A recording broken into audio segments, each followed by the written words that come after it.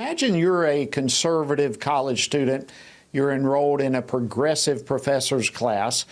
Your professor imposes a mandatory $99 membership fee on every student in the class, forcing you to join and support her off-campus organization, an organization that's left-wing. It pushes the abortion industry and other causes for the left.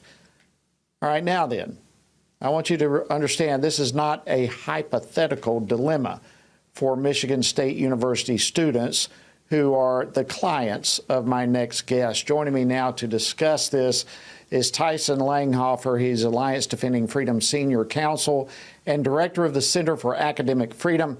Tyson, welcome back to Washington Watch. Always good to see you. Thanks, Jody. Thanks for having me. All right. Well, listen, let's go into this. Tell us about your client's story and how this federal lawsuit came about. Yeah, well, I represent two students, Nathan Barbieri and Nolan Radomski, who are business students at Michigan State University. And as part of their requirements for their business degree, they have to take a Marketing 250 class, which is just a general business communications class.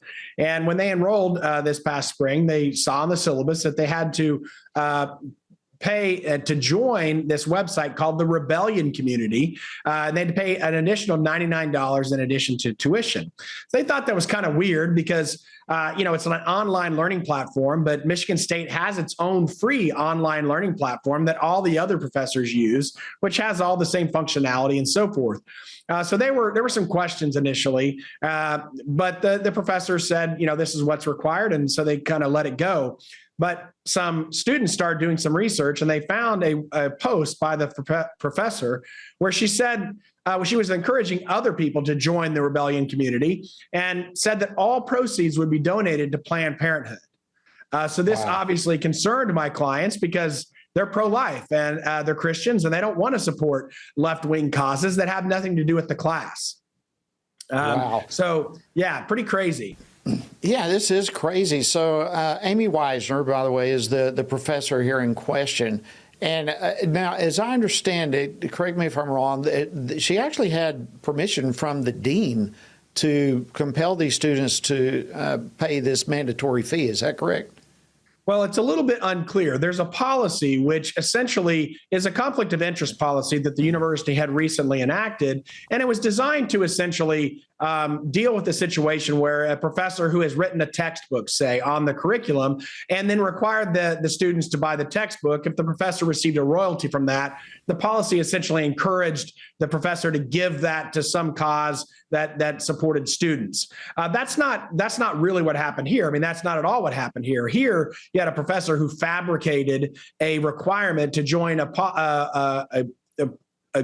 political group that had nothing to do with the class. But essentially what we're asking as part of the lawsuit, we're asking the court to enter an order to prohibit the university from allowing any professor to ever do this in the future, just in case the university does in fact say that this policy allows this to happen.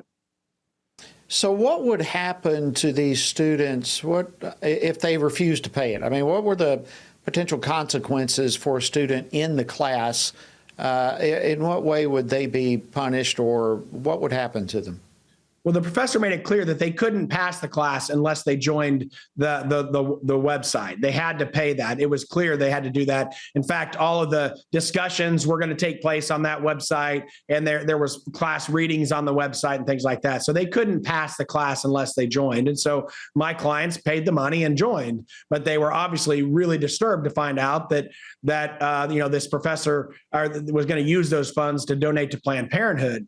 And what's really concerning is there's 600 students in each class for her last semester. So that means that she got $120,000 at her disposal to use to support her causes.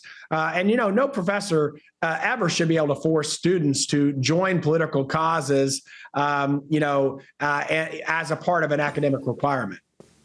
This is unbelievable. I mean, you talk about this is a whole nother level to pay to play. This is pay to pass a class. It's unbelievable. Now, you mentioned Planned Parenthood. Were there other organizations that were supported with all this money that was raised? Well, it's unclear. What she did say is she had other posts where she said, pay money to the rebellion community to help me to burn down the patriarchy. And she was promoting this rebellion RV tour where she was going to travel the country and start little rebellions to burn down the patriarchy, whatever that's supposed to mean. And so what it appears is that she was also using this money to support her own RV tour, because she was also promoting a book known as The Rebellion that she was supposed to be putting out as well. And so it appears that she's using this for her own political causes to start this rebellion across the country. So do you have any understanding what this rebellion was supposed to look like? No, not anything other than what she kind of said on these vague allegations about somehow the patriarchy harming, some unknown people, I guess, in the country. Who knows exactly what she was wanting to do? But it doesn't. It's what's really concerning is that a professor at a major public university would feel comfortable doing this. Nobody should ever be compelled to pay fees to support somebody's private political speech, regardless whether it's liberal or conservative. It doesn't really matter. That's a violation of the First Amendment. Wow. Tyson, thank you so much for joining us on Washington Watch and for all that you and ADF do.